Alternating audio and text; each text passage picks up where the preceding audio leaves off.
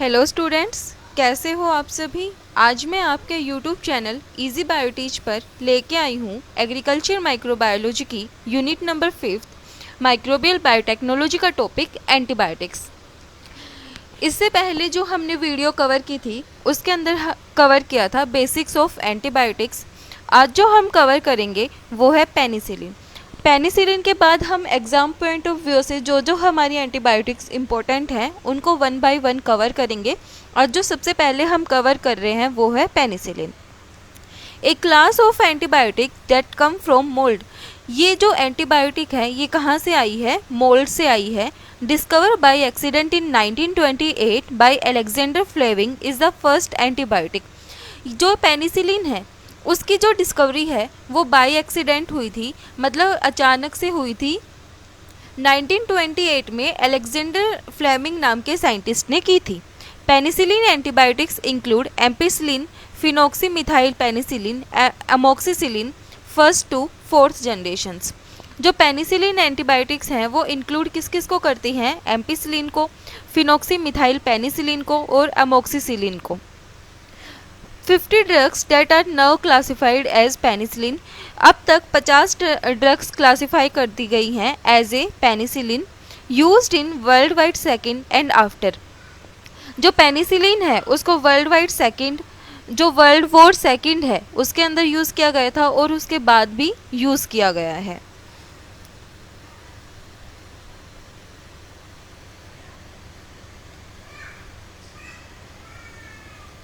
अब हम देखते हैं हाउ पेनिसिलिन वर्क्स। जो पेनिसिलिन है वो वर्क कैसे करती है? Resembles a protein needed for production of cell wall. ये उस प्रोडक्ट मतलब जो प्रोटीन सेल वॉल के प्रोडक्शन के लिए इम्पोर्टेंट होता है, तो जो पेनिसिलिन है उसी प्रोटीन से क्या करती है? रिजेंबल करती है। Penicillin binds to cell wall of bacteria. जो पेनिसिलिन है वो बाइंड कर जाती है बैक्टीरिया की सेल वॉल से। प्रिवेंट पेप्टाइड चेन्स, जो उसकी क्या कर देती है? जो लिंकेज होती है उसको क्या कर देती है? प्रिवेंट कर देती है। Prevent peptide chain from linking and lysis it, और क्या कर देती है? लाइसिस कोज कर देती है। अब हम देखते हैं प्रोडक्शन ऑफ पेनिसिलिन। मतलब सबसे पहले हमने क्या देखा? पेनिसिलिन क्या है? उस प्रोटीन से रिजेंबल करती है जो कि प्रोडक्शन ऑफ सेल वॉल के लिए इम्पोर्टेंट होता है।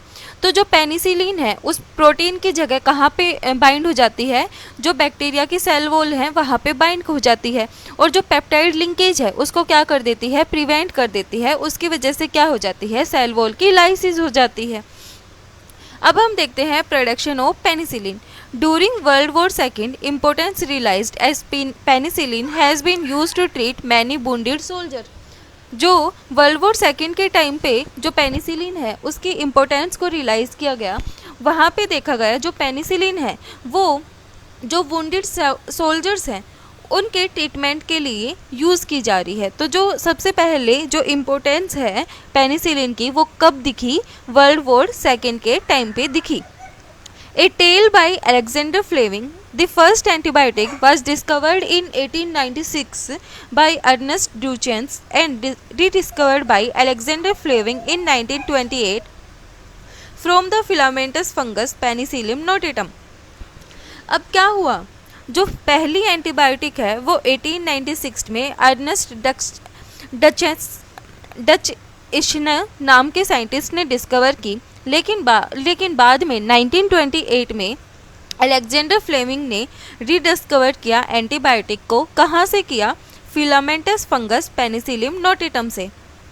In 1928, Sir Alexander Fleming, a Scottish biologist, observed that Penicillium notatum, a common mold, has destroyed Staphylococcus bacteria in culture।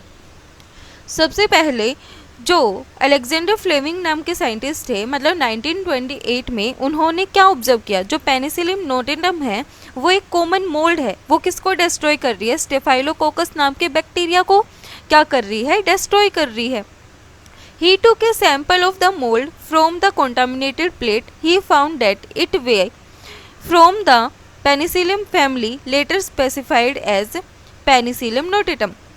अब इन्होंने क्या किया? जो कल्चर था, जैसे कि हम जो पेट्री प्लेट्स के ऊपर कल्चर बनाते हैं वो कुछ टाइम के बाद क्या हो जाता है, उसके अंदर ग्रोथ ज़्यादा हो जाती है तो वो कॉन्टामिनेट्स आ जाते हैं। तो वहाँ पे क्या हुआ, उन्होंने वहाँ से मोल्ड के सैंपल को लिया कॉन्टामिनेटेड प्लेट से, और उन्होंने वहाँ पे फाइंड आउट किया कि ये जो फैमिली है ना, ये कौन सी है, पेनिसिलियम फैमिली है। उसके बाद उन्होंने स्पेसिफाई किया कि ये जो फंगस है, मतलब जो मोल्ड है वो कौन सी है, वो पेनिसिलियम नोटेटम है।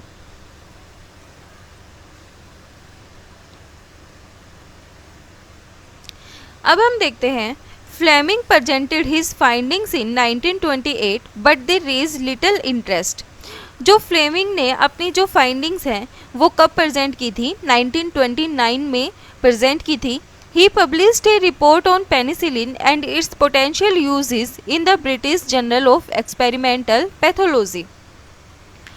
Thanks to work by Alexander Fleming 1881 1955, Howard Fleury 1898 1968 and Ernest Chain 1906 1979, penicillin was first produced on a large scale for human use in 1943. जो पेनिसिलिन है वो 1943 में ह्यूमन यूज़ के लिए सबसे पहली बार प्रोड्यूस की गई थी। उसके बाद हम देखते हैं स्ट्रक्चर ऑफ पेनिसिलिन।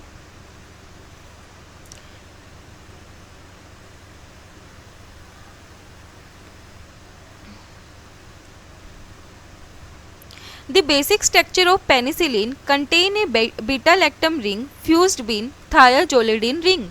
अब क्या होता है, इसके अंदर ये है बीटा लैक्टम रिंग जो कि फ्यूज होती है थायाजोलिडिन रिंग के साथ। ये स्ट्रक्चर है 6 अमाइनो पैलिसिनोलिक एसिड का। इसके बाद हम जो मतलब ये क्या है, डेरिवेटिव है, तो इससे हम क्या प्रोड्यूस करते हैं, मतलब इसी से हमारा स्ट्रक्चर आता है पेनिसिलिन का। तो सबसे पहले हम देखते हैं पेनिसिलोनिक एसिड का स्ट्रक्चर। तो जो बीटा लैक्टम रिंग है वो किसके साथ फ्यूज रहती है, थायाजोलिडिन रिंग के साथ फ्यूज रहती है। इसकी जो थर्ड पोजीशन है उसके ऊपर 2 मिथाइल ग्रुप्स प्रेजेंट होते हैं और सेकंड पोजीशन के ऊपर कोई एसिड ग्रुप प्रेजेंट होता है, और जो 6th पोजीशन है वहाँ पे अमाइड मतलब जो अमाइन है वो प्रेजेंट होता है। अब पेनिसिलिन के स्ट्रक्चर में क्या होता है, पेनिसिलिन का जो पूरा स्ट्रक्चर है वो सेम होता है पेनिसिलोनिक एसिड के स्ट्रक्चर से। अब पेनिसिलिन के स्ट्रक्चर में क्या होता है, these two rings with substituted amino group constitute the fundamental nucleus of penicillin, that is 6 amino penicillinic acid. अब क्या होता है, जो बीटा लैक्टम रिंग है वो फ्यूज होती है किससे, थायाजोलिडिन रिंग से। इसके अंदर भी 2 मिथाइल ग्रुप्स के सब्सटीट्यूशन प्रेजेंट होते हैं थर्ड पोजीशन के ऊपर।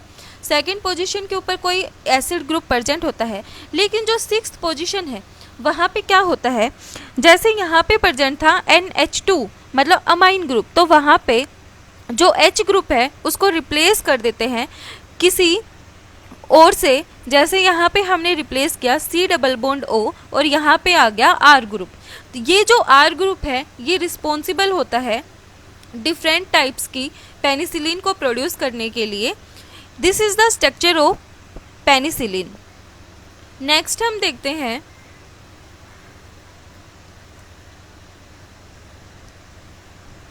The penicillin are very reactive due to strained amine bond in the fused beta lactam of the nucleus. जो पेनिसिलिन है वो बहुत ज़्यादा रिएक्टिव होती है, किसके कारण, strained amide bond in the fused beta lactam of the nucleus. Due to this, it is also sensitive to nucleophilic by water or hydroxide ion which cause loss of antibacterial activity. ये क्या करते हैं, loss cause कर देते हैं किसका, antibacterial activity का। अब हम देखते हैं classification of penicillin on the basis of source, route of administration, spectrum of activity, resistance to enzyme और रेजिस्टेंस टू एसिड। सबसे पहले हम देखते हैं सोर्सेज के बेसिस पे। सोर्सेज के बेसिस पे जो एंटीबायोटिक्स हैं उनको 2 के अंदर क्लासिफाई किया गया है, नेचुरल और सेमी सिंथेटिक। जो नेचुरल हैं उनके अंदर है पेनिसिलिन जी और पेनिसिलिन वी। सेमी सिंथेटिक के अंदर है ऑक्जेसिलिन, क्लोक्जेसिलिन, डिकफोक्सिलिन,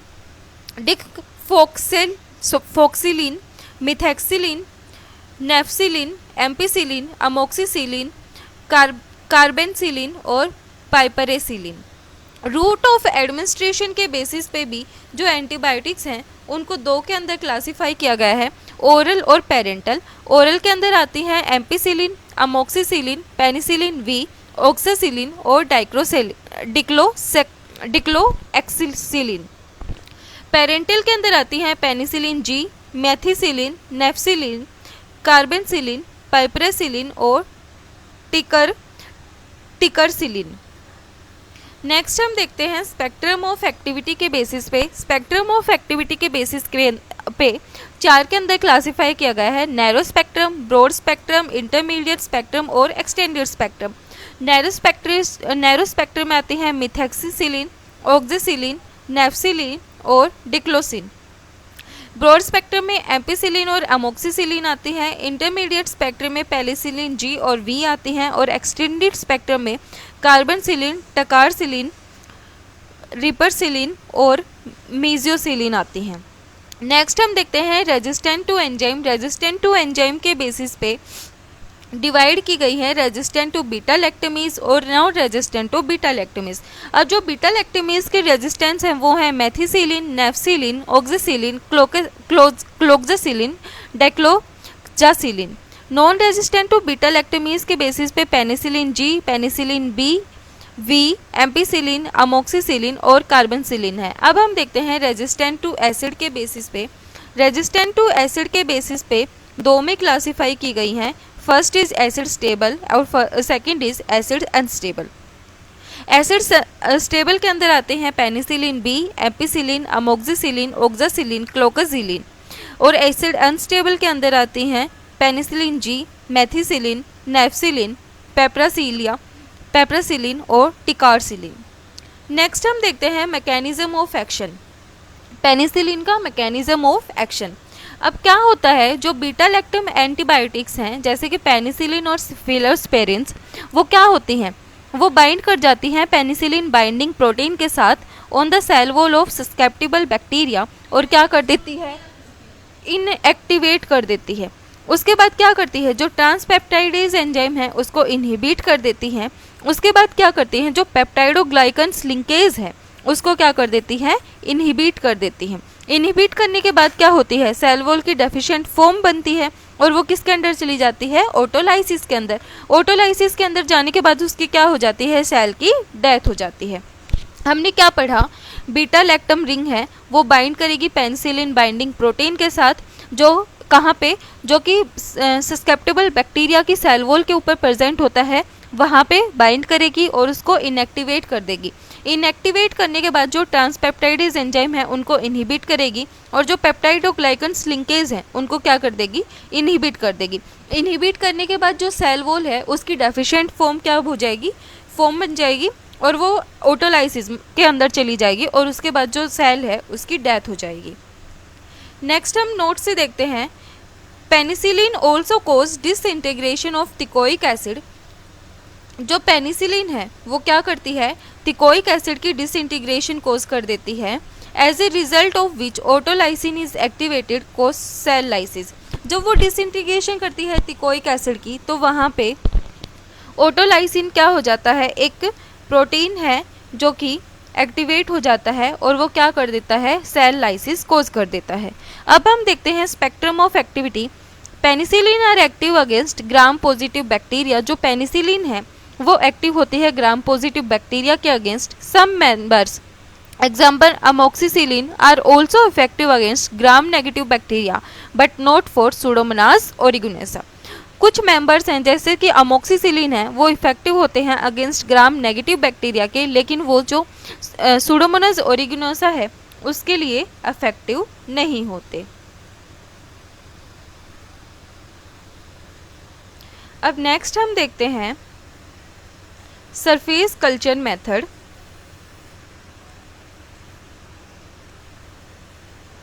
Surface culture method. In surface culture method, the fungus is cultured on the surface of a liquid medium without agitation. जो फंगस है उसको हम कल्चर करेंगे सरफेस ऑफ लिक्विड मीडिया, किसके बिना, एजिटेशन के बिना, After an appropriate incubation period, the penicillin is extracted from the medium. This is an old method. उसके बाद हम क्या कर लेंगे, जो पेनिसिलिन है उसको एक्सट्रैक्ट कर लेंगे मीडियम से. ये जो सरफेस कल्चर मेथड है ये एक ओल्ड मेथड है.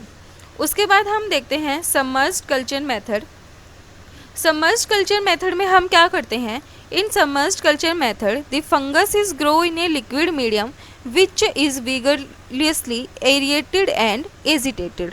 जो सरफेस कल्चर मेथड था उसके अंदर हम कोई भी एजिटेशन वगैरह प्रोवाइड नहीं कर रहे थे, लेकिन जो सबमर्ज कल्चर मेथड है वहाँ पे हम क्या कर रहे हैं, जो फंगस है उसको लिक्विड मीडियम के ऊपर ही ग्रो कर रहे हैं, लेकिन यहाँ पे हम प्रॉपर एरिएशन वगैरह उसको क्या कर रहे हैं, प्रोवाइड कर रहे हैं. After an appropriate incubation period the penicillin is separated from the medium. एक अप्रोप्राइट इंक्यूबेशन पीरियड के बाद हम जो पेनिसिलिन है उसको क्या कर लेंगे, मीडियम से सेपरेट कर लेंगे. Today penicillin is produced by the submerged method. आज के दिन जो पेनिसिलिन है उसको हम सबमर्ज्ड मेथड से क्या करते हैं, प्रोड्यूस करते हैं. नेक्स्ट हम देखते हैं primary and secondary metabolites. Primary metabolites are produce during active cell growth. जो एक्टिव सेल ग्रोथ है उसके ड्यूरिंग क्या प्रोड्यूस किए जाते हैं, प्राइमरी मेटाबोलाइट्स प्रोड्यूस किए जाते हैं. Secondary metabolites are produce near the onset of stationary phase. Stationary phase के ड्यूरेशन में जो सेकेंडरी मेटाबोलाइट्स हैं वो प्रोड्यूस किए जाते हैं. Like all antibiotics penicillin is a secondary metabolites so is only produced in the stationary phase. सभी antibiotics के जैसे जो पेनिसिलिन है वो एक सेकेंडरी मेटाबोलाइट्स है, तो ये सिर्फ स्टेशनरी फेज के अंदर ही प्रोड्यूस किया जाता है. नेक्स्ट हम देखते हैं प्रोडक्शन ऑफ पेनिसिलिन.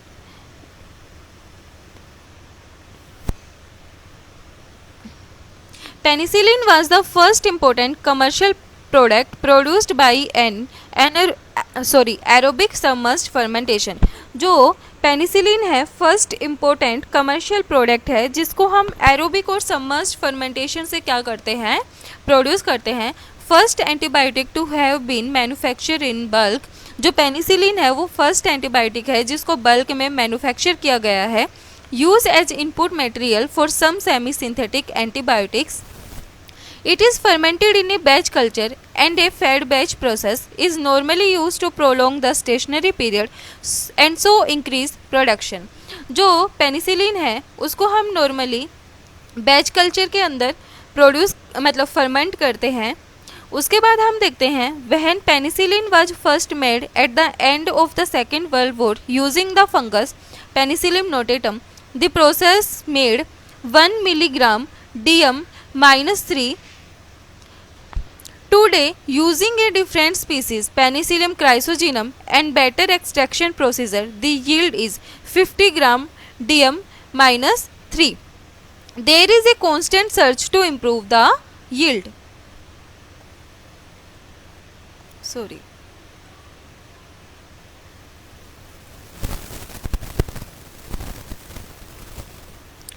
Next हम देखते हैं the yield of penicillin can be increased by improvement in composition of the media.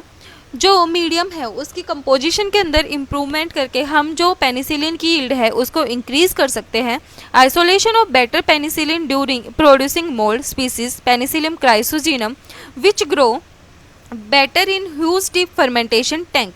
जो पेनिसिलिन प्रोड्यूसिंग जो मोल्ड्स हैं उनको हम अच्छे से आइसोलेट और ग्रो करा के हम क्या कर सकते हैं, पेनिसिलिन की यील्ड को बढ़ा सकते हैं. Development of submerged culture technique for cultivation of mold in large volume of liquid medium through which sterile air is forced. Next हम देखते हैं industrial production of antibiotic penicillin. इसको क्लासीफाई किया गया है दो टाइप्स के अंदर. First is upstream processing, second is downstream processing. Upstream processing encompasses any technology that leads to the synthesis of a product. Upstream includes the exploration, development, and production.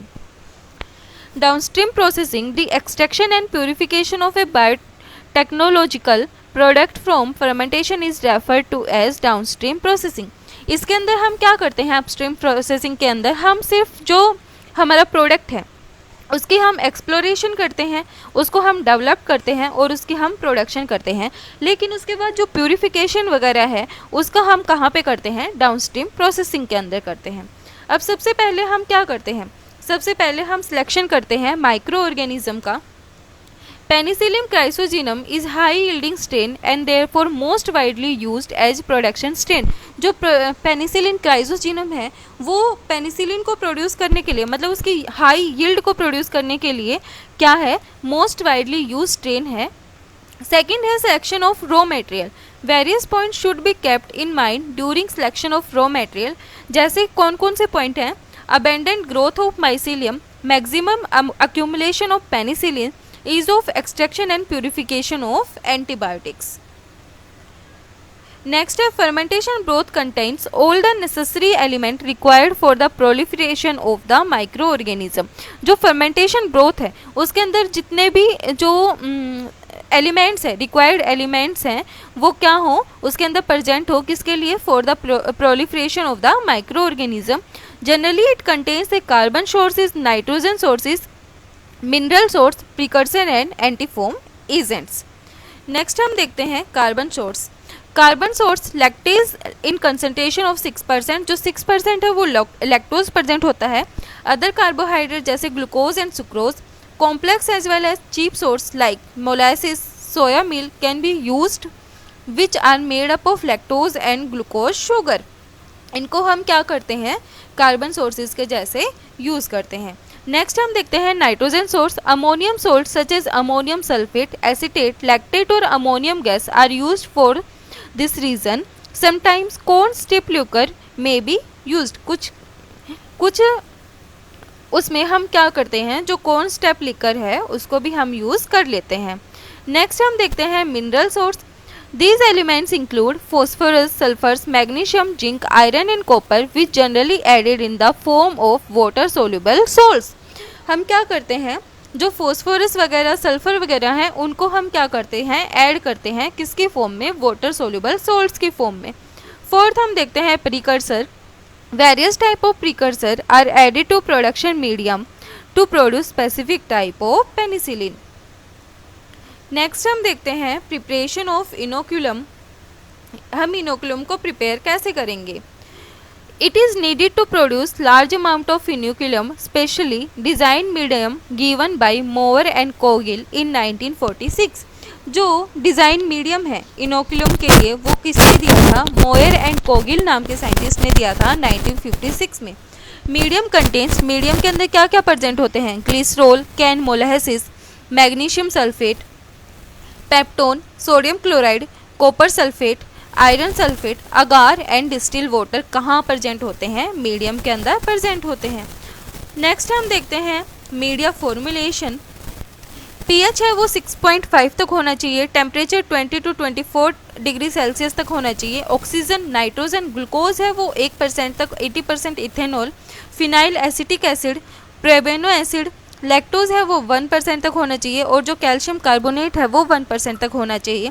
Sodium hydrogen phosphate 0.4% तक होना चाहिए और जो anti foaming agent है मतलब उसके अंदर vegetable oils भी प्रेजेंट होनी चाहिए।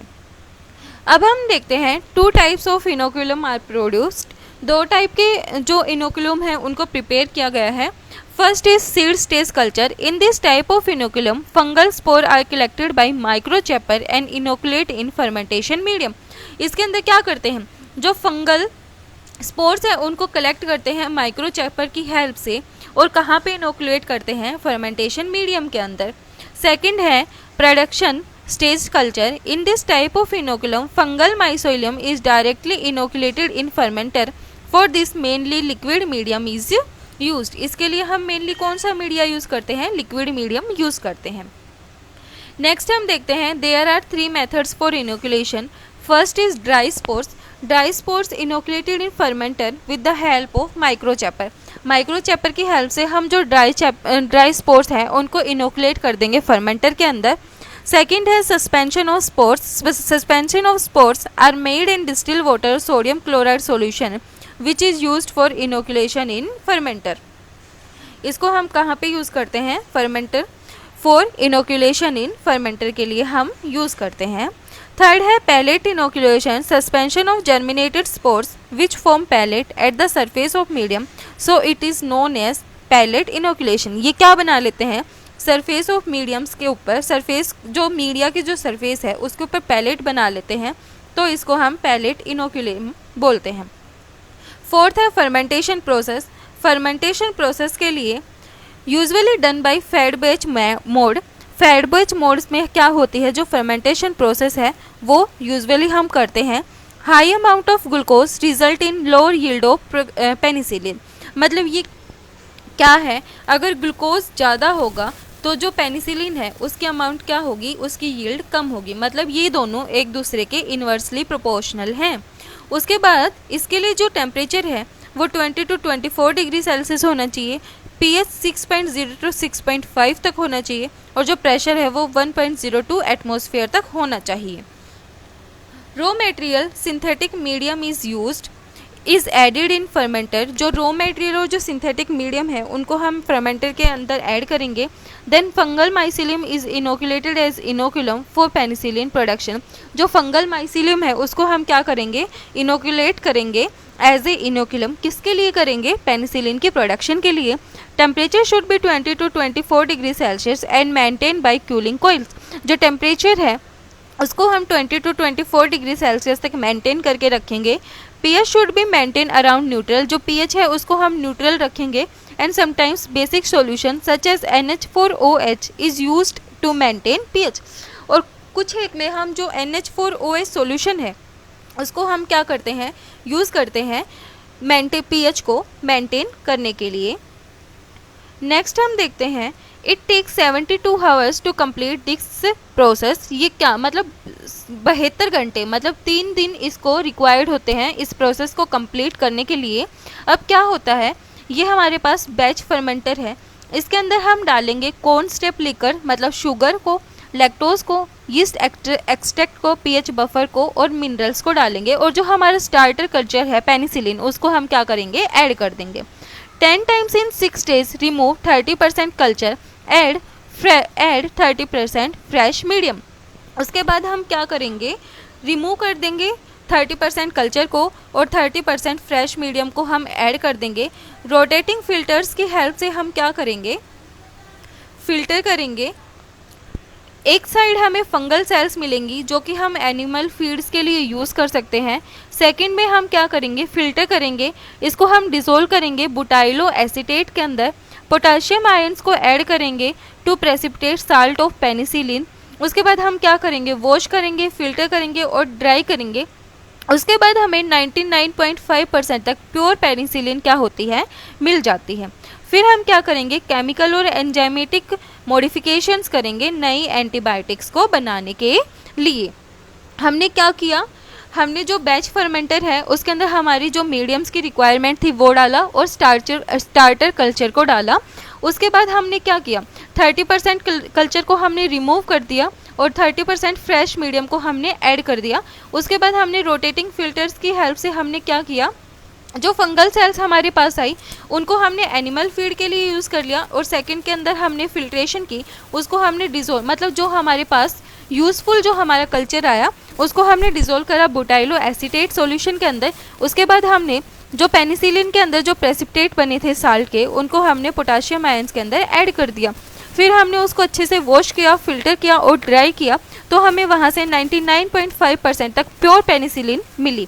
उसके बाद हम नई एंटीबायोटिक्स को प्रोड्यूस करने के लिए केमिकल और एंजाइमेटिक मॉडिफिकेशंस करते हैं।